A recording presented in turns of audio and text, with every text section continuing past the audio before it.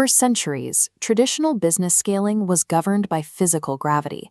If a company wanted to double its output, it had to double its inputs, meaning another factory, twice the raw materials, and a proportional increase in human labor.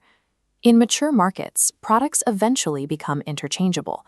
When consumers see no functional difference between one widget and the next, companies enter a state of perfect competition, where the only way to win is to lower the price.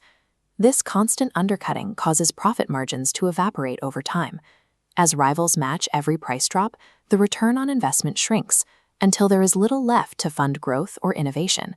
Under these century-old rules, true, permanent monopolies are nearly impossible to sustain. Physical scaling always incurs a proportional, margin-crushing cost that prevents any one player from owning the entire market indefinitely. By 2026, a few megafirms discovered an economic loophole. They found a way to scale their services globally without the proportional cost increases that once capped the size of a business. Instead of fighting price wars over generic goods, they abandoned the traditional market entirely. They turned specialized intelligence into a proprietary asset, creating a system where the product itself learns and improves with every use. Pushing the marginal cost of serving every single new user to near zero completely rewrites the historical laws of economics. This shift creates the foundation for a new kind of inescapable digital monopoly that doesn't just dominate its sector, but locks it down entirely. The first step in building this monopoly is constructing a wall no small competitor can climb. It requires a massive initial investment of capital and the concentration of rare technical talent. Training a foundational model requires thousands of hardware accelerators and staggering energy loads. This extreme upfront cost instantly prices out startups, turning AI into an exclusive gamble. Only giants with deep pockets can afford the multi-year runway needed to compete. The flywheel of monopoly is deliberately designed to be impossibly heavy to start. This ensures by the time the system is operational, potential competitors have been thinned to a handful of global players. Once the model is trained and deployed, the financial logic reverses. Distributing intelligence to millions of users costs almost nothing, as digital replication requires no new factories. This digital structure removes the variable expense of human labor.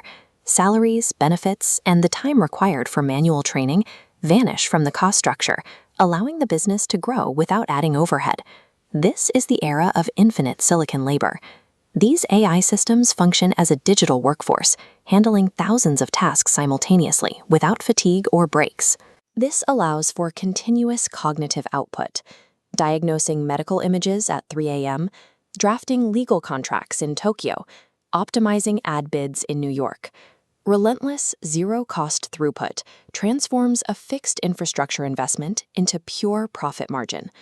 The system serves millions at the same marginal expense traditional businesses pay to serve one. Unlike static software tools that require constant manual updates, an AI foundation model gets smarter the more it is used. In a synthetic feedback loop, the AI pushes out a decision, generates simulated data points, and routes them back in to refine its next move. Iterating millions of times a day, intelligence compounds silently, growing more accurate with every cycle. There is a danger in this closed loop. If a model optimizes purely for technical metrics, it can diverge completely from human-aligned outcomes, becoming dangerously misaligned. However, when guided correctly, this self-reinforcing cycle creates a perpetual motion machine. Intelligence that improves at near-zero cost is an advantage rivals simply cannot outpace through traditional development. This perpetual improvement leads directly to market dominance. The smartest model naturally attracts the most developers, the most enterprise integrations, and the largest pool of users. This creates a massive network effect. As more data flows in from these new users, the AI becomes smarter still, widening the gap between it and any potential alternative. This graph represents the tipping point of adoption. Once a leading model crosses this threshold, the performance gap becomes so wide that competing alternatives are rendered irrelevant to the market.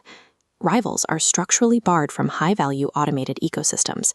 Without the same volume of unique data streams to learn from, their systems cannot mathematically catch up to the established standard. At this stage, these megafirms are no longer just licensing a tool. They are monetizing accumulated, self-reinforcing intelligence that has become a necessary infrastructure for entire industries. Deep specialization in high-stakes fields like medicine or legal forecasting eliminates price sensitivity. When accuracy is the only metric that matters, the best model can command almost any price. Clients in these industries pay premium rates for absolute certainty. They are purchasing an answer distilled from billions of data points, a level of precision making the cost of service secondary to the value of the outcome. A firm that survives the multi-billion-dollar barrier to entry builds an engine that earns indefinitely from a single, massive investment. As this intelligence scales globally at near-zero cost, it leaves the rest of the market to compete for dwindling margins of the physical past.